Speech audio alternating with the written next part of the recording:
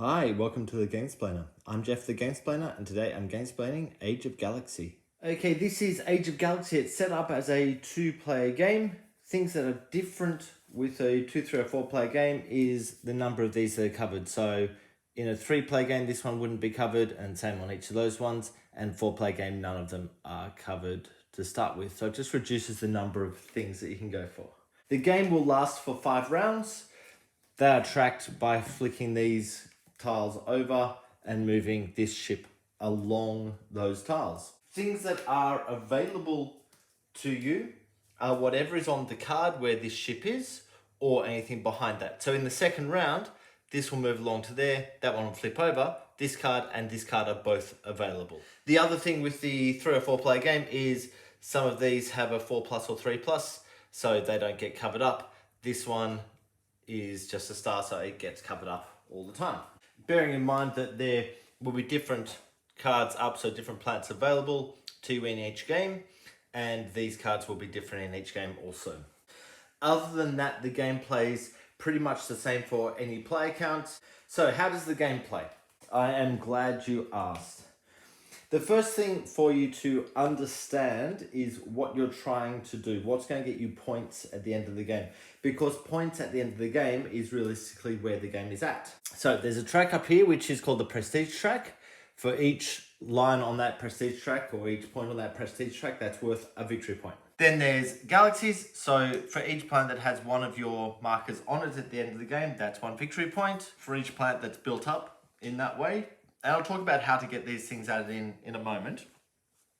That will be 2 victory points. If that planet has an enemy ship on it, and once again, I'll talk about how that'll happen, you won't get the points for that planet. For each relic that you have, that is 1 point at the end of the game. And then the points are dependent on what your major ideology is. So ideology is this little picture here, or this one here.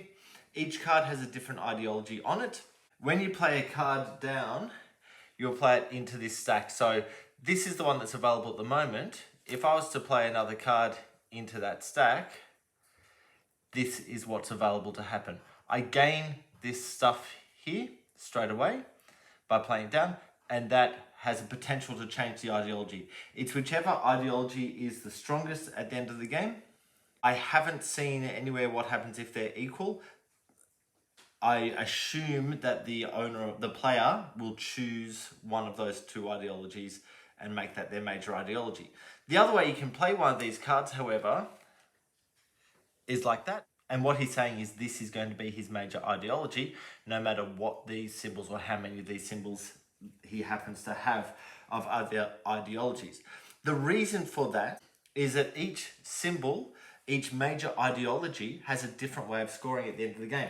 And it's really about keeping track of that. Of course, that's going to potentially get you a large amount of points. So if this blue one is the major ideology, you're going to get a victory point for each of these tokens, which are known as the research technology tokens. If this is your major ideology, you're going to get an extra victory point for every 4 positions through this track you've gone rounding down. So if you're sitting on 7, that's worth 1 point. If you're sitting on 8, it's worth 2. If this is your major ideology, you're gaining a point for every planet that's been acquired with one of your ships. And your ships will stay there once they're there. This one is your major ideology. You're going to get an extra victory point for every stack of 2 that you've got. And if this one is your major ideology, you're getting an extra victory point for every 2 of these markers that you have also rounding down. And that's the game. That's really what you're working towards. So bearing all that in mind, let's see how the game plays. The first thing that will happen is a production phase. The production phase is realistically just the setup for the next section of the game. So in the production phase, you gain 3 markers. Just putting them there so you can actually see them. So I'm not sure where the camera angles finish. They might live there. It doesn't really matter where you put them. Just try them out of the way, but make sure you're able to see what you're using. Then you're gaining money, which is the yellow token, you're gaining the amount of money of where the orange token is. So this player will be gaining 3 money. 1, 2, 3. This player will also be gaining 3 money. 1, 2, 3. Then you pull the orange token down 1 spot. If you have any abilities with this symbol sitting next to you, you would action them right now. And then we move on to the action phase. In the action phase, you'll take turns placing one of these counters on one of these 9 things. The choice is up to you, and this is really the action selection element of the game. So what are each of the 9 things? I'm glad you asked. Now bear in mind that this marker won't go onto the board. You'll select the spot, do the thing, and then put it where you need to put it. So let's talk through them. I'll start with colonize down that bottom left. You are paying money for that colonization. Notice there's a question mark on it. So wherever there's a cross, it's paying, question mark, a question mark. And what that's saying is for every planet that you have colonized, you're paying 1 money. So at the moment, he has not colonized any planets, so he's not paying any money because it's before this action actually happens. So he'll just colonize something. So he's taking that action. What he's allowed to colonize depends on these markers on the bottom of the card. So he currently is only able to colonize this planet or this planet. The next thing you need to look out for is the reachability. He is unable to reach that planet because it's in the next card from where the ship currently is. So the only one he can colonize is that planet. The little marker there, that's a one-off thing. So he'll gain 1 of those relic tokens from the outset. Then it's the other player's turn. When it comes back to his turn, he could develop. Developing will cost him 7 money. He only has 4, so he can't actually do that at the moment. But let's imagine he had 7 money. He could spend that 7 money to put his cube on top of one of his colonized spots. When he does that, he will gain 1 point on this track, and he'll get to push forward 1 money and 1 income, or take one of these markers. The next thing he could do is a top row action. What that enables him to do is spend 2 money to manufacture 1 ship. He can do that as much as he wants. So if he happened to have 5 money, he could manufacture 5 ships. The problem is that you can only have a maximum of 5 ships total in front of you. Because you've got 2 already, he might spend 3 money to manufacture 3 ships. And then he's got his 5 total. What the ships are for will become evident in a moment. So let's keep moving. Notice he's now out of markers. That would mean that he can no longer do these actions, and he would have to wait till everyone else has finished their actions as well. In the first turn, everyone has 3 markers. You'll see how we gain extra markers in a moment. So let's keep moving. The explore action.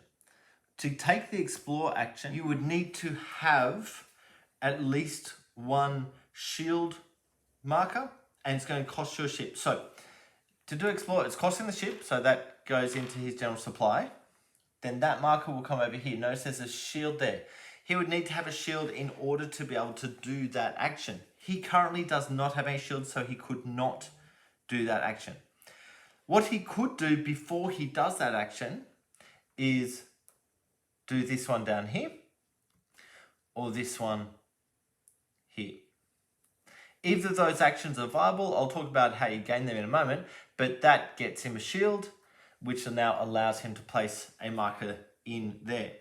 That's called the explore action. What that allows him to do, so there's not actually a whole bunch of reason to do that at the moment, is wherever the ship is, if you can reach it, it allows him to gain whatever's on this tile. So he would reach out, take that tile, flip it over, that's 3 money, 1, 2, 3, and 2 of those markers. And that then comes off the board.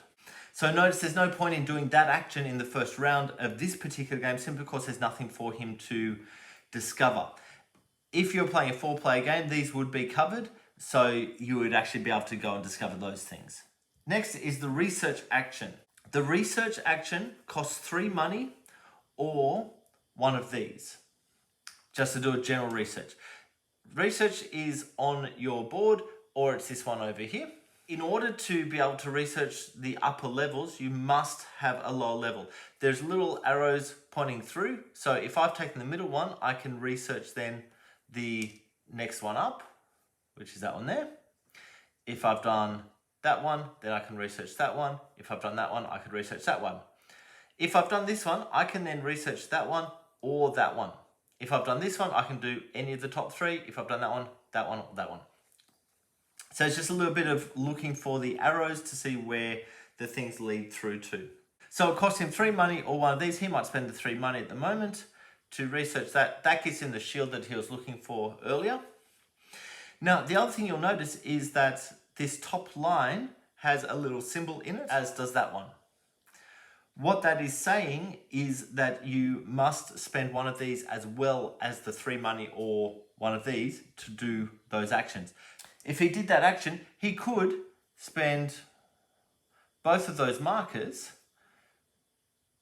to research that, and now he has another 2 shields. Let's come up to the retrieve action. What the retrieve action does is it will cost 3 money and one of these. Well, it'll cost 3 money and you must have one of these, should I say, because what you're going to do is you would put your marker into the spot, you would flip that token over so it's now a relic, and you can then move on. That's all that action does. Those relics are going to give you points at the end of the game. Moving along to the next one, the nominate. The way nominate works is you need to spend 3 of these markers. So let's just imagine that he had 3, he spent that. You would then take your marker that you would be placing there and place it in one of these spaces. It makes a good choice to go on this end because that one's worth 4, the rest are worth 3, and he gets 1, 2, 3, 4 points within the Galactic Congress. Bear in mind that in order to do that action I just did, you must have a double level settlement not been acquired by someone else's military. So if that's what it looks like, green does not have a double level settlement, so he can't do that. If that's what it looks like, he does, and he can. Moving on, we go to the trade marker. So with the trade, that's these 3 cards at the top. You're choosing one of them to do a trade with. But let's just say he goes there. What he can do is trade his one of these markers for 2 more points on the orange marker. Or he could have traded 3 of them for 2 points on this world map. Or he could have done any of these. So looking out for all of the things. And the 9th element is scavenge, and that just gets him 1 more money. We then go to a war phase. In the very first round, there is no war phase, so you get to skip that. But in the second and every other round, there is a war phase. So what we're doing when it does come to a war phase is you're comparing how many ships you have control of. So green has 4, orange has 1. If there's a tie on that, so let's imagine that green only had 1 ship and orange only had 1 ship, you're then looking at these shields. So green actually has 3 shields and orange has none at the moment. You're then coming to a chart that looks like this. So if you're in a 2-player game, the person who has won the battle is going to get 1 money and 1 point up on this track. If you're in a 3-player game, it'd be 2 money and 1 point, and then the person who came in second would get a point. If you're in a 4-player game, it's 3 money and 1 point. Second player would get 1 money, 1 point. Third player would get 1 point. If there's a tie, both of the players will get the reward for the level that they would be on. If there is only 1 overlord, so green at the moment is the only overlord, he may put 1 of his ships on a reachable planet that is unprotected.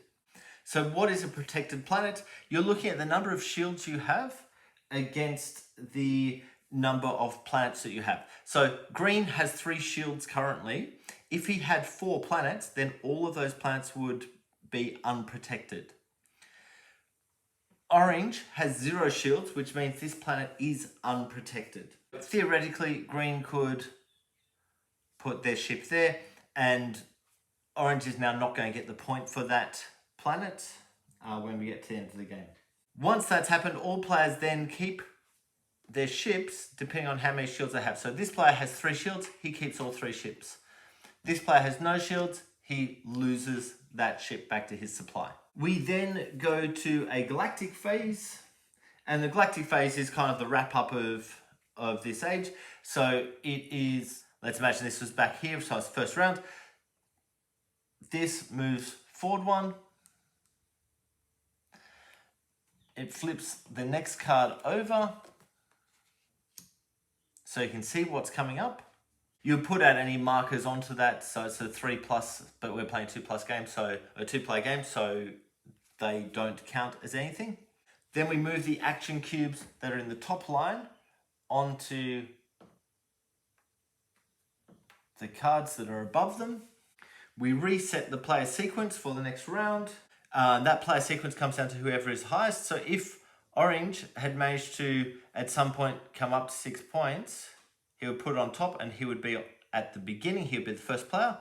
But at the moment, green is first player. And this is marking first player, second player. If that is what one of these cards looks like, we go into what's known as the golden age. And what happens is these markers get returned to the players to be used in the next round. So green will have 2 extra tokens on top of the 3 that he's about to pull back in. Red would have 1 extra token on top of the 3 that's about to pull back in.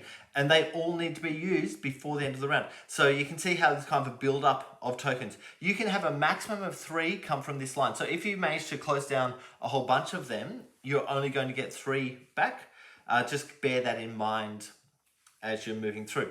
The other thing that happens is that this card now flips over, and that is the only thing that can be traded at that particular card. Now, the other thing that can happen through the game is that if the card that you have next to you has this little lightning symbol, that can happen at any time and any number of times throughout your turn. The other little marker, this card is able to develop on that type of planet. So he'd need to colonize that type of planet to develop it, but once he's colonized, he's able to develop on that planet. And by doing so, he would move his orange tracker forward 2 spots. The other thing that you can do is play 1 faction card. So these are the faction cards.